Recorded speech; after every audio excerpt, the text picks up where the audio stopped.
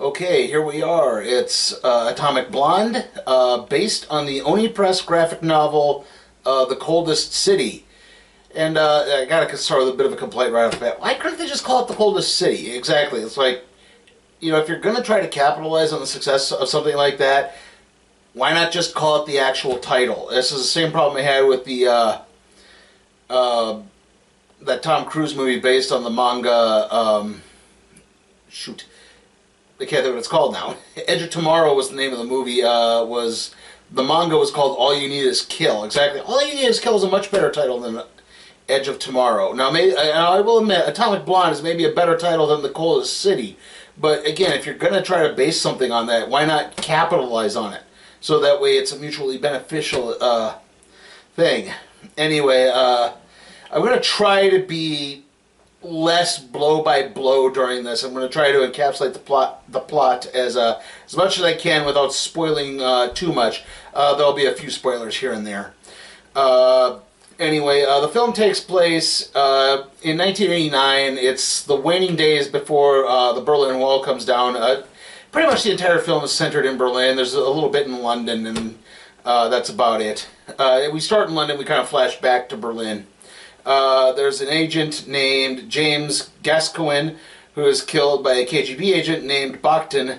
And it turns out this is concerning a list that contains the identities of all CIA and MI6 agents. I think also KGB agents. I may be wrong on that. That was created by a guy who wants to defect named Spy, who just goes by the name Spyglass. Basically, the CIA and MI6 commission Lorraine Broughton. Or Broughton. Again, names are not very good in this movie. Sometimes they're a little too quickly said to try to remember some of them, so you might hear me bouncing around a lot of name propositions. She is sent to Berlin where she meets up with a contact named Dustin Percival, and he wants to, yeah, exactly, they're all trying to track down this list. There's a particular name on the list of an agent named Satchel, who is a double agent. And this has concerned pretty much everyone. Again, they don't want this getting out. There's some kind of cool little brief appearances in this. Obviously, Charlize Theron is Lorraine. Percival is James McAvoy. You've seen that in the trailers. Toby Jones is the MI6 guy. The CIA guy is John Goodman. I think Bill Nighy is like the real head of MI6, who's kind of in charge of giving Broughton her orders. Sophia Boutella, from that horrible Mummy movie that came out earlier this year, plays Delphine LaSalle. I'm winging that pronunciation. Anyway, LaSalle is basically this photographer who sort of marks Lorraine as she gets off the plane, even though she's supposed to be undercover, and has been tailing her around. And it's kind of your standard spy thriller at this point. There's a bunch of action sequences. There's twists and turns and double turns and people not being who you think they are. Basically, Lorraine starts sort of working on her own, separate from Percival. She doesn't really want to involve him. She does not trust him. She tries to set up her own contact with an underground network in Berlin.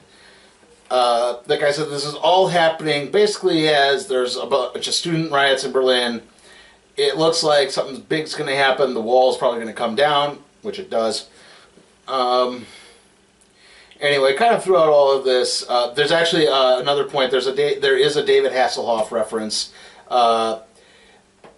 Lorraine is kind of undercover, meeting with a KGB guy at a club, and then it's like a jazz club, not a dance club. But then there's all this photography flashbulbing going off, and it's like, oh yeah, David Hasselhoff's in town. I will say this, on the movie's plus side, the soundtrack for this is probably the best next to the Guardians of the Galaxy Awesome Mix. There's all this like 80s new wave stuff that's playing through. You hear the German versions of 99 Luftballons and Major Tom Coming Home by Peter Schilling. So you do hear a lot of unique things in there. Anyway, again, like I said, there's all these double turns. It turns out that Delphine and Lorraine, they hook up. Yes, there are copious amounts of blood, violence, and nudity in this movie. There is obviously, if you've seen the trailer, yes, there is a sex scene between Charlize Theron and Sofia Boutella, and they, like I said, they hook up, and Delphine kind of passes along some information that Percival actually knows way more than he's let on, and he actually has his hands on the list. And he's trying to play both sides against him. He's been in Berlin a long time. The MI6 guys actually say he's gone native. So yeah, he's like a black market dealer. Usually, he's selling designer jeans and stuff you can't get in East Berlin.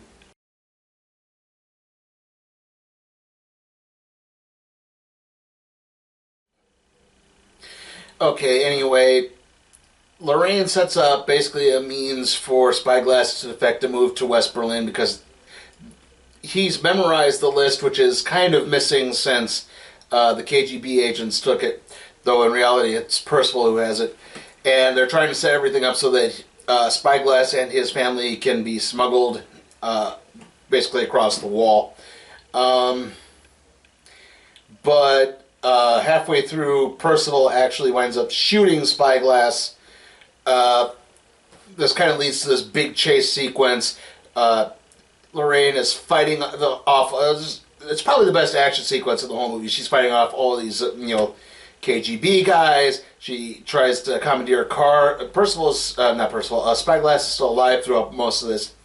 Percival is actually smuggling her Spyglass's family across the border, but but in reality he set it up so that everyone could get killed basically, except the family. They don't say whatever happened to the family.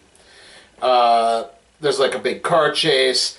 The car gets knocked into the river, and that is where Spyglass dies because, yeah, like I said, he was shot, he was bleeding, he did everything he could to stop the bleeding. But on top of this, too, the car crashes in the river, and his leg gets stuck, and it's like, you're not going to get me out of here. And he dies. It's around this point, too, Delphine kind of tries to, or Delphine, like I said, names are not very good on this. The Sofia Boutella character, basically says, I have some leverage on you. She leaves a message for, calls Percival and says, I have leverage on you. She takes pictures of Percival killing the KGB agent who killed Glaskino, and yeah. She has this picture, and she kind of gets it to Lorraine, but Percival winds up killing Delphine anyway. It's then that Lorraine kills Percival. She shoots him twice. Basically sets it up to look like that Percival is Satchel. Percival is not Satchel. In reality, Lorraine is Satchel, and she's actually working for the CIA. And that's kind of how this movie ends. So, overall thoughts. The soundtrack was nice. The action is very good. But the plot is really meandering. I mean, it's a very generic spy thriller wrapped in a pretty Charlize Theron, Sofia Boutella rapping.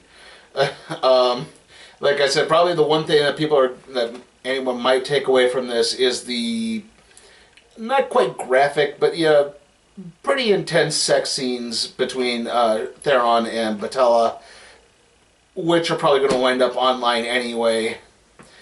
Like I said, the story itself is pretty ho-hum. It drags on way too long. There's way too many fake-out endings in this as to who is Satchel, who is Satchel, who is Satchel, who is Satchel. I mean, it takes about 15 minutes to finally end this movie. So, yeah, I'm going to give this a C. I really can't... I can't say it was a terrible movie, but it wasn't spectacular by any stretch of the imagination.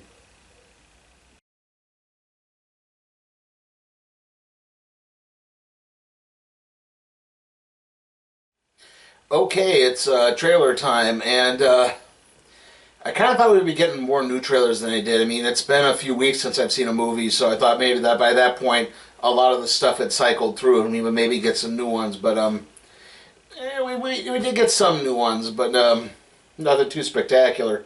Annabelle Creation, again. At least in this case, a more appropriate movie to be airing that trailer. After that, we got American Assassin. That's the Michael Keaton runs the paramilitary group that fights terrorists. Dark Tower, again. Logan Lucky, the movie about a bank heist taking place under the Charlotte Motor Speedway during the Coca-Cola 600. So there's a lot of NASCAR references. It's got Channing Tatum and Daniel Craig. Wind River, a murder abduction mystery set on a reservation in Wyoming. I mean, it's from the guy who worked on Sicario, but I'm not entirely sure if it's like the... I know there's a sequel to Sicario coming out, but I'm not entirely sure if that's it or not. Hitman's Bodyguard. That is Ryan Reynolds and Samuel L. Jackson. They are rival... It's hard to say what they are. I guess they're hitmen, but Samuel L. Jackson actually witnessed something and has turned state's evidence and needs to go witness protection or whatever. And basically, Ryan Reynolds has to ensure that he's able to testify, even though they're rivals and they don't like each other, and hilarity ensues. That one looked kind of entertaining, but maybe that's a wait until Netflix type movie.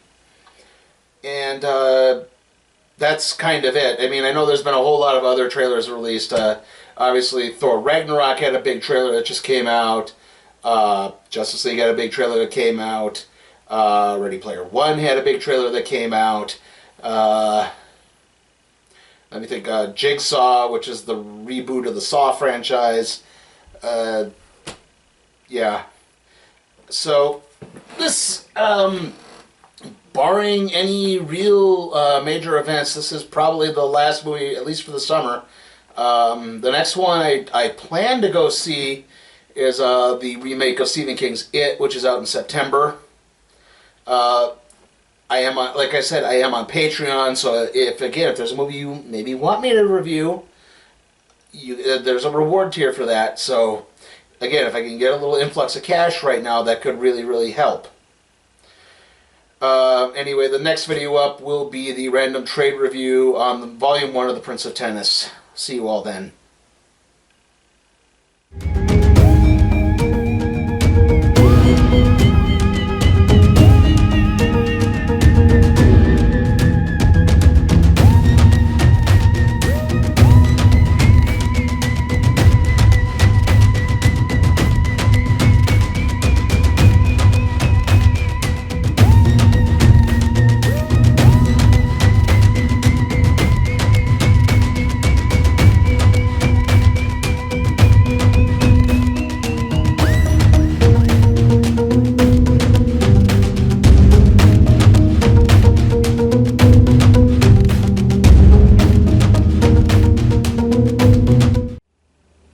Hey guys, just a reminder, I am on Patreon now at patreon.com/SleepyTimeForCat Productions.